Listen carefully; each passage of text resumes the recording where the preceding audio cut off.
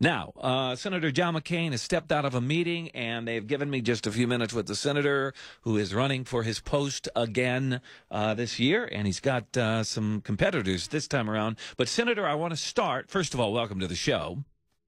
Well, thank you, and again, welcome back, and glad you're doing so well. Thank you. I appreciate that. It's been a long road home, I'll tell you that part. I'm sure.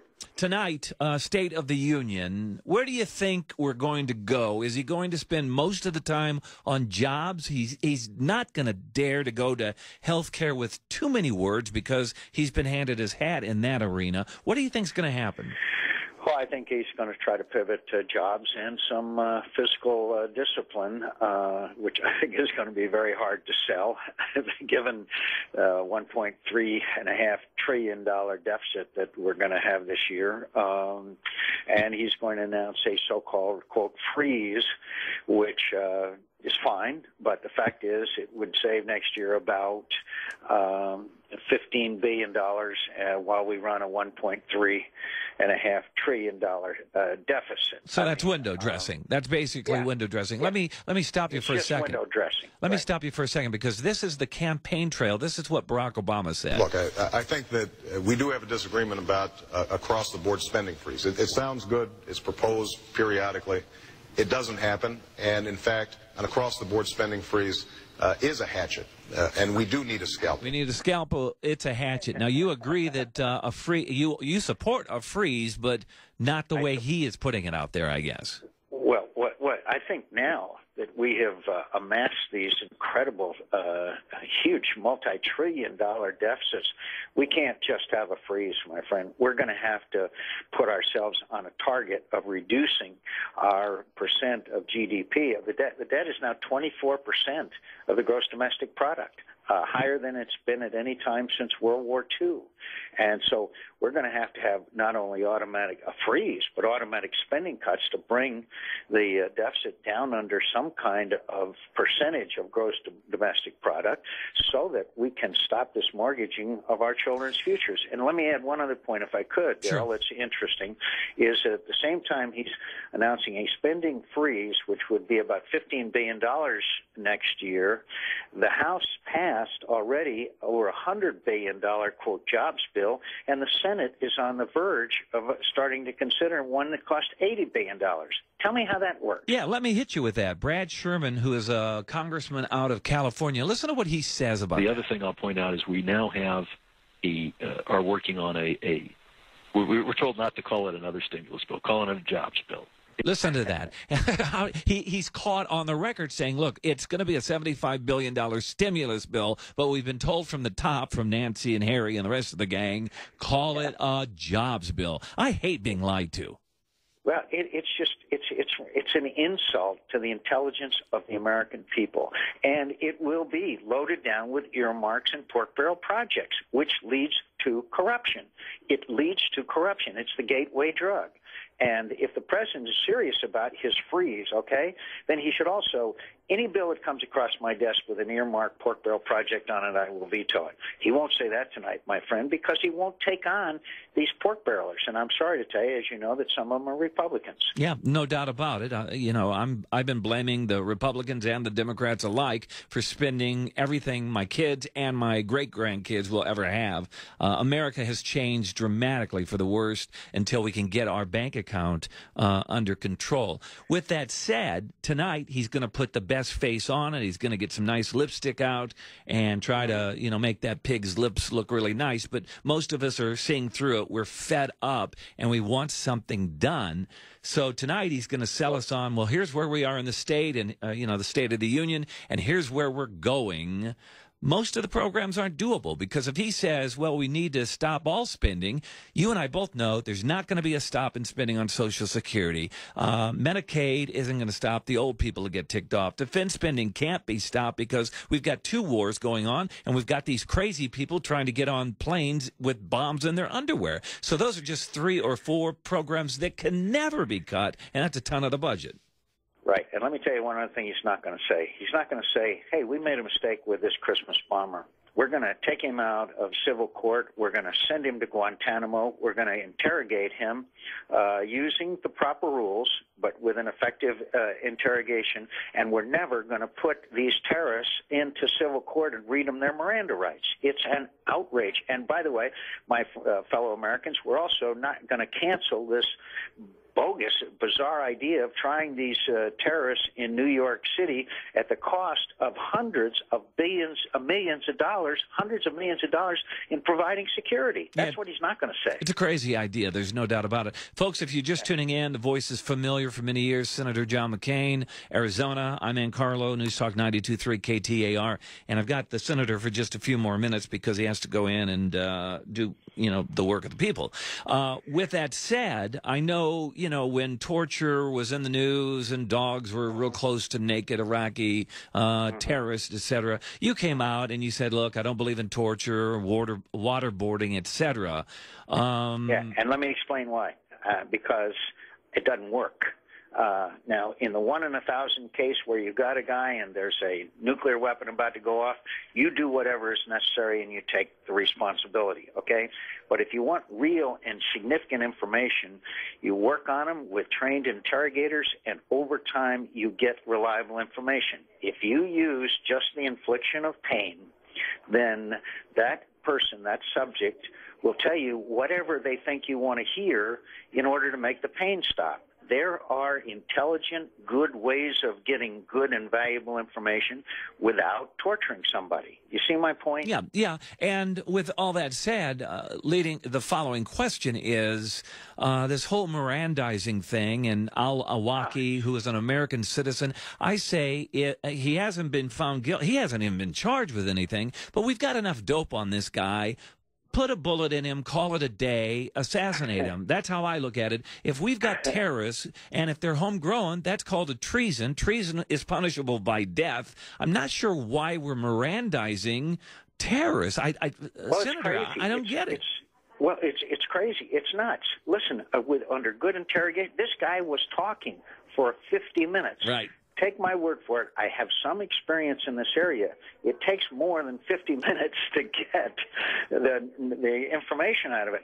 There are clear indications there are ties to al-Qaeda, maybe even Osama bin Laden. After 50 minutes, this guy was Mirandized. Now, you're there, and we're here. It's crazy. You're there. We're here. Can you tell us why? I mean, obviously, you've pulled people aside and said, what the heck happened in that room? Who decided to give that guy his Miranda rights when we know he's from another country, therefore certain rights don't apply? We know that everything has pointed towards this guy being a bomber, and we pick him up on U.S. soil with a bomb on his body. So he is not an American. He's a terrorist from another country. Who in their right mind said, we better read this guy some Miranda rights? It didn't even apply. From my understanding, it came from the Justice Department, Eric Holder, who has a long record of being on the far left of the spectrum, and that it was directed to the lower level of the FBI. And the most incredible thing, look, I'm not making this up. I asked the head of Homeland Security, the director of National Intelligence, and the head of Counterterrorism if they were asked their opinion whether this guy should be Mirandized or not, and all three of them said no. And the director of the FBI said it came direct from the Justice Department to the lower level FBI people. And then I don't know if you missed it or not, Mr. Gibbs said on Sunday on Fox with Chris Wallace that they'd gotten all the information they needed out of this suspect. That is incredible. Yeah, in 50 minutes. No, I did see it. I've been incredulous about the entire treatment there and the sissified treatment of al-Awlaki and so many of these other people who have sworn an allegiance to kill Americans. I've only got you for... They should be tried in Guantanamo. There's a courtroom set up down there. They should be tried under military tribunals. They have done nothing that earns them the right to the rights of an American citizen. And I'll tell you, from doing town hall meetings, Americans are angry about this. Yep. They're more angry about the mortgaging of our children's futures that's going on, but they're mad about that, and they have every right to be. Totally agree with you. All right, a couple more minutes with the senator. So if that's the case, I guess we run just 30 seconds more on tonight. Any surprises in your mind that he's going to pull out of a back pocket? You'll probably have a couple. I think there'll be some emphasis on education. By the way, more spending. I think that if we please give him credit. He knows how to deliver a speech very well, and that's a great talent. But I think that if he really wanted to bring the American people around, he would say, I got the message. I'm abandoning this health care reform that Americans have figured out would be leading to a government takeover and another $2.5 trillion on the deficit. We'll sit down and start from the beginning and go through things like medical malpractice reform, going across state lines, et cetera, right. and then we get into fiscal responsibility. And by the way, you and I both know it's not going to happen. And anybody who thinks it will, they're smoking something other than a cigarette. All right, let's talk about Rick Davis, Charlie Black, Fred Davis, Christian Ferry, and a number of others. These were major players in your presidential campaign. You're running for Senate, and typically Arizona is McCain country, and you run a campaign, don't spend a ton of money, and you're our senator again for 6 months or 6 years. Bringing in these major players from your presidential run tells me that you have J.D. Hayworth at least on your radar screen. What's going on there? Well, look, one thing you and I have seen in past years, people who take any re-election or election for granted usually end up losing. I'm not, quote, bringing them in. None of them are on the payroll.